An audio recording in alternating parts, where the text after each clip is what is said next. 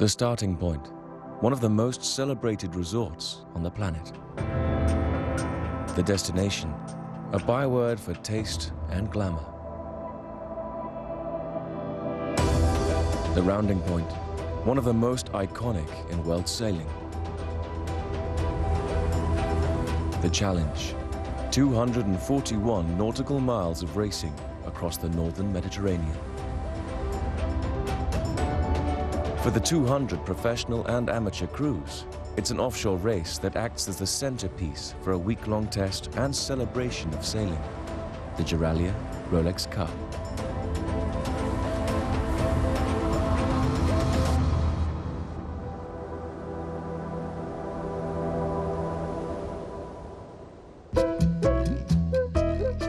Saint-Tropez, quintessentially French med and indelibly associated with glamour.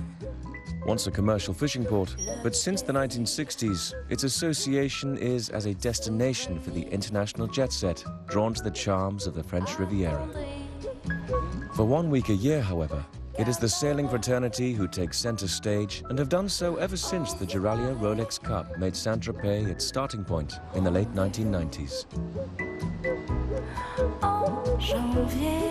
Created in 1953 as a means of re-establishing friendships between the French and Italian sailing communities following the Second World War, the Giraglia has grown into the longest and most celebrated regatta in the Mediterranean.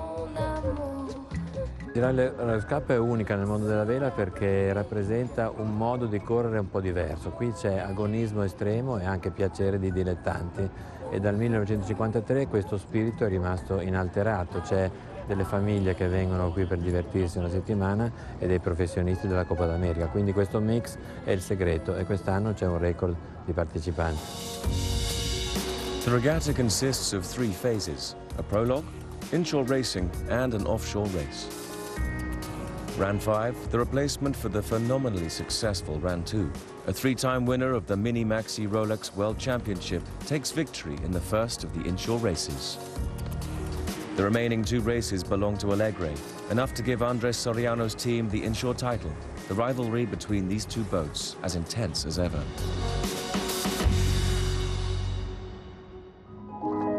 For the last 5 seasons, Estimate Europa 2 has been the dominant monohull in European sailing. The Slovenian Maxi taking 29 wins since 2010, including 3 in a row at the Giraglia. If any extra incentive were needed, the offshore race finish is in Estimate's home port of Monaco. However, skipper Jochen Schumann isn't taking the weather and therefore victory for granted.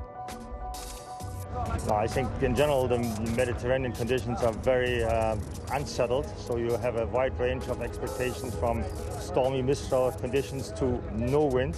So you have to prepare for anything in that race. I think with Estimate Europa we will struggle in light air conditions because we are a very fast and high-rated boat. But if there's steady breeze and especially strong winds, I think at the moment we are the record holder. We are ready for a new record and probably also for a very good result. The team's Monaco connection is further cemented by the presence of Pierre Casiraghi, a member of the Principality's royal family and of the Yacht Club de Monaco board committee as guest crew member.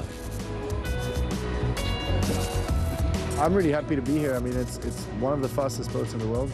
You know, it can go really fast in very small conditions. So it's a boat that can really, you know, do a lot in all kinds of different winds. So I'm just really excited to see how it works and how fast it goes. For other entrants, it is style rather than speed that characterizes their approach to racing. Solioni, an Italian-registered Swan 90, is also entered in the Maxi division. However, with cabins, galley, air conditioning and a chef on board, this luxury performance cruiser will be taking on the Giraglia Challenge in the grand manner. For skipper Marc Tiercelin, a Vendée Globe veteran, it's a far cry from going solo around the world.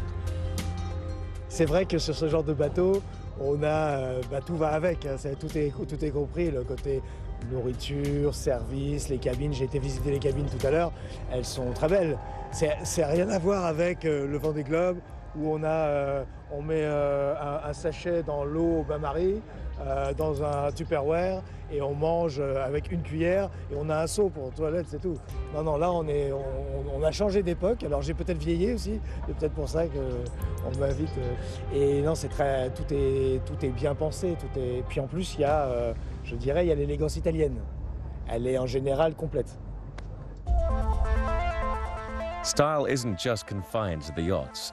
The renowned crew party before the offshore race gives the teams a well-earned chance to let their hair down before the commencement of hostilities.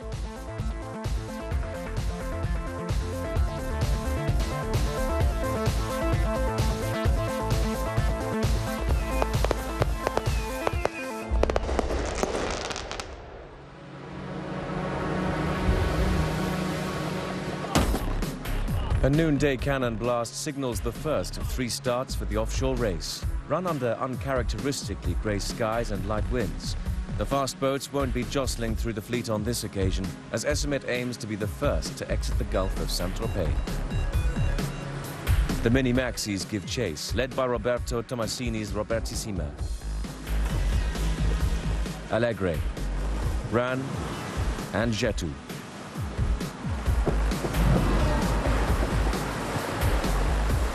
As forecast, SFS is handicapped by the lack of breeze. Towards the rear of the Maxis fleet, Captain Diego Manunta helms Soleoni in her 3rd Giraglia offshore race. The remaining starts contain the IRC A and B class boats and 12 two-handed vessels, the first time this category has been included in the regatta. The very light conditions have these crews wondering less about arrival times and more on how far from Saint-Tropez they might be the first night.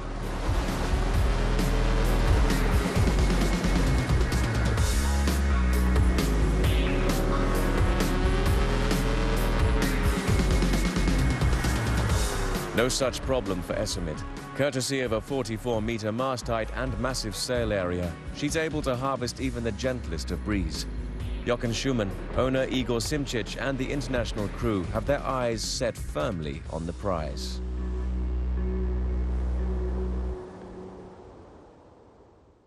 The route this year has the fleet leaving Saint-Tropez, sailing round Pointe de l'Échappe, and then heading east to the Giraglia Rock, the turning point off the northern coast of Corsica. A first-time finish in Monte Carlo completes the 241-mile route. 4 hours into the race, wind speed is still below 5 knots, and SFS's skipper contemplates how his Volvo Open 70 can break the dominance of Essemet and the mini-maxis at the head of the fleet. On est en train de chasser l'arrière des 72 pieds, et Smith ayant déjà réussi à creuser un beau trou, mais les conditions ne sont pas faciles. Beaucoup d'orages, beaucoup de variations. Je pense que c'est pas fini. Mais bon, globalement, le vent est venu de la direction qu'on attend et avec un peu de chance, ça va tenir un peu. As expected on Soleoni, things are a little more relaxed for Tiercelin and crew. The Corinthian spirit which gives this regatta so much of its character, well in evidence.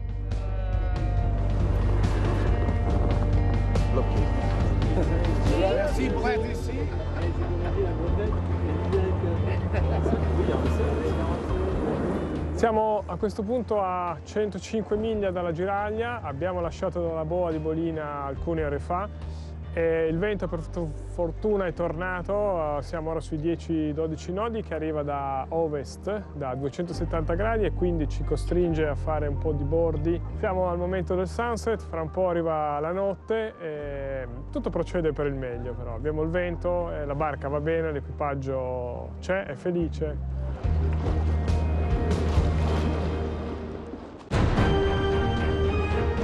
Spirit of Yachting, sponsored by Rolex. Why this watch? This watch has seen gale-force winds, incredible sights, and craft and crew become one. It's marked the most challenging seas, the longest nights, and charted a course for the bravest of brave. It doesn't just tell time, it tells history. For everyone who's been told it's just a game. For every fan that shed a tear. For every supporter whose loyalty will never waver, we're here. We're here with the gossip, the transfers, the analysis, the insights and the results. For the TV action, there's Sport Today, Football Focus and Final Score. For all the latest updates, there's the BBC Sport website and app, while our social media channels keep you across the global conversation. BBC World News, the global home of football.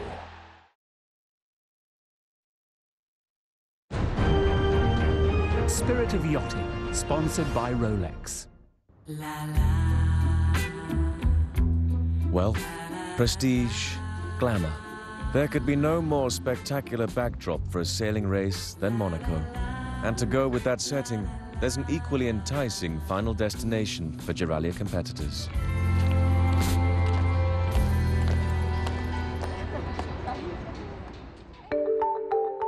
Designed by Lord Norman Foster, one of the most celebrated architects of his generation, and set within one of the planet's most iconic locations, the brand new Yacht Club de Monaco clubhouse has already achieved landmark status.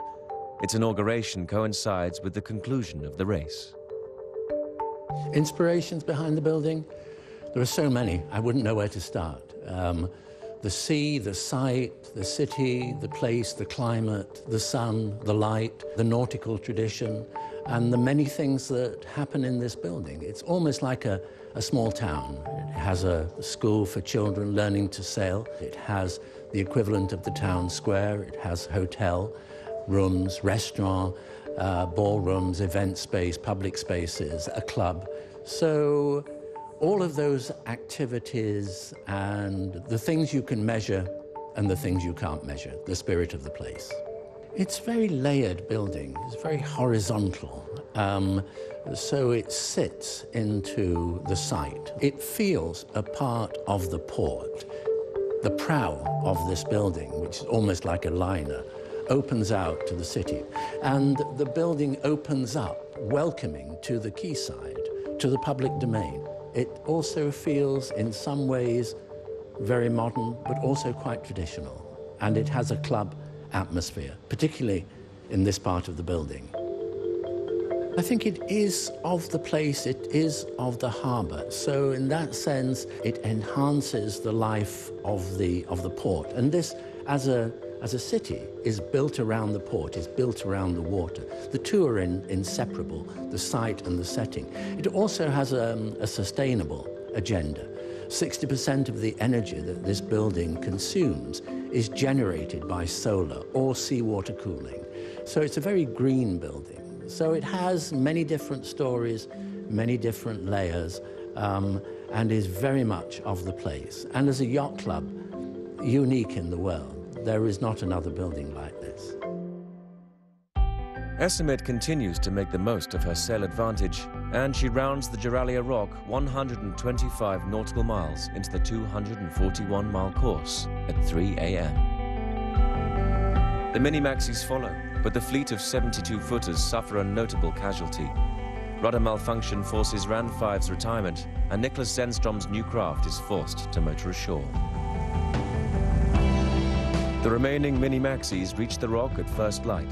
First to do so, Robertissimo. No mechanical problems for the former Ran 2 vessel, as Vasco Voscotto's crew hold off more modern craft, rounding the rock just 70 minutes behind Essemet. As the sun rises, so too does the wind. In the duel for third place, Allegre and Getu are separated by just 20 minutes. With SFS a further 55 minutes in arrears.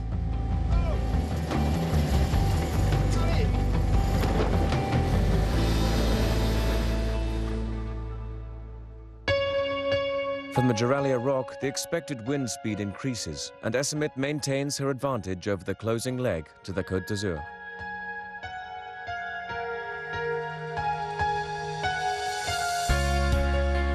Igor Simchic's craft crosses the finish line of Monaco to secure her fourth victory in this race. Her elapsed time of 24 hours, 35 minutes, 56 seconds is well outside her course record of 15 hours, set in 2012 when the race ended in San Remo. However, her arrival as race winner in her home port is a special moment, beginning 48 hours of celebration in the Principality.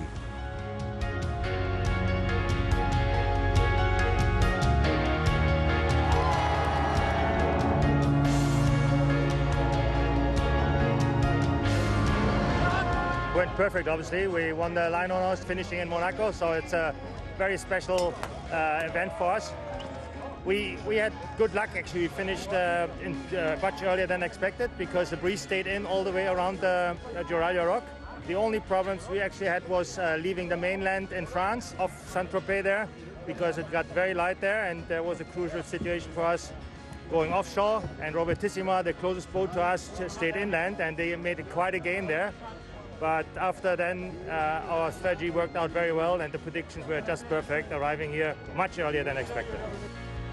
For us, it was the best arriving in my life. It's really unique, and the idea to finish the race in Monte Carlo is really great. Less than 3 hours later, Robertissima caps an excellent performance as the first of the Mini-Maxis home. Roberto Tomasini's craft, skippered by Vasco Vascotto, making all the right tactical choices in the light and shifting conditions to outpace more modern rivals. Abbiamo fatto una grandissima regata, senza falsa modestia. Abbiamo preso le decisioni giuste e sono quelle cose che succedono una volta nella vita, perché eravamo davanti anche a Esimit dopo 60 miglia, quindi una gran regata, bravi tutti i ragazzi, bravissimo Roberto, ottima la barca e quindi grande soddisfazione. Third place becomes a duel between SFS and Allegre, with the French boat snatching the position within sight of the line to complete a memorable week.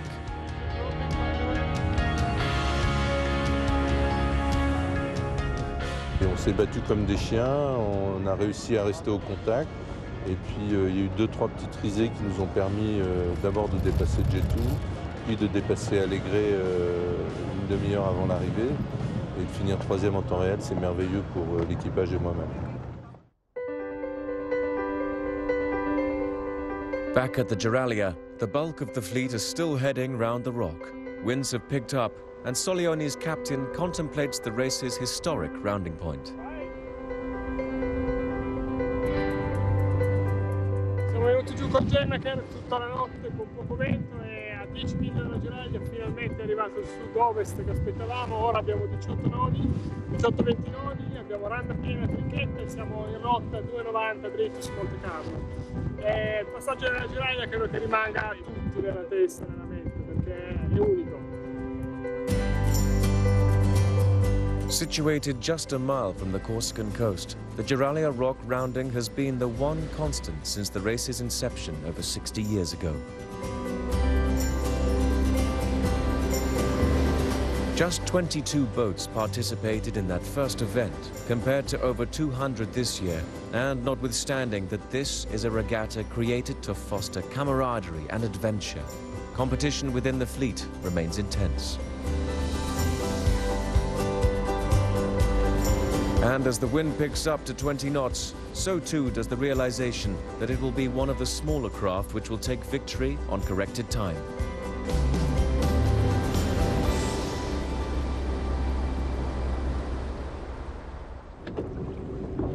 Prize winning was never on Solione's horizon. 14 hours after Esimit's arrival, the bright lights of Monaco guide the Swan 90 home. Reason enough to continue the celebrations. The opening of the Yacht Club de Monaco clubhouse is a royal affair. Prince Albert II, members of the Monegasque royal family and Lord Foster are all in attendance. For Prince Albert, president of the Yacht Club for the last 30 years, the inauguration of the new premises represents a giant leap forward in sailing development within the Principality. I think it's rapidly going to become a very recognizable landmark, and I think one that people will recognize as a great place to meet and to celebrate what the Principality is about. And and its relationship to the sea, and to welcome yachtsmen and people who enjoy sailing and anything nautical here, I think will be a tremendous asset. As part of the celebrations, Prince Albert makes the boat crossing across Monaco Harbour from the old clubhouse to the new. He's greeted by yacht club members and the assembled Giraglia fleet, a hugely symbolic and prestigious moment for this Mediterranean offshore classic. Prince Albert II. We've always had a great relationship with the Yacht Club Italiano and the Yacht Club de France for many years, and to have it actually come to realization, I think is a wonderful testimony, not only to what these two friendly yacht clubs mean to us and what they wanted to do with us, but I think it's a tremendous honor, first of all, and I think it's a great part of this celebration, and we're very pleased to be able to share this with everybody. And that shared celebration continues long into the night, with a spectacular party for 4,000 guests, rounding off a memorable day of festivities. An unforgettable week comes to its conclusion, with the final prize-giving ceremony for the 62nd Giraglia Rolex Cup. Estimates celebrate their prize, but the honor of overall victory goes to a true underdog. Tixwave, a Swan 42 skippered by a Swiss-French crew, finished as runners-up last year and go one better this year. A momentous achievement for a team usually found training on Lake Geneva. Et c'était plus compliqué que l'année passée parce que on était moins dans nos conditions de vent, donc il fallait se bagarrer pour rester au contact des plus grosses unités. Mais on a bien géré ça, surtout pendant la nuit. On a bien travaillé les trajectoires et après on est resté très proche des bateaux sur le retour entre la Giraglia et puis Monaco. No one is in the mood to end this year's celebrations. Fortunately, the race known affectionately as the Old Lady of Yacht Racing will return once more next year.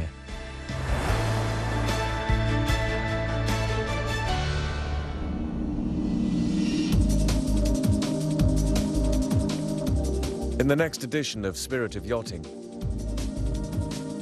we are in the stunning surroundings of Porto Cervo, Sardinia, to celebrate 30 years of the Maxi Yacht Rolex Cup.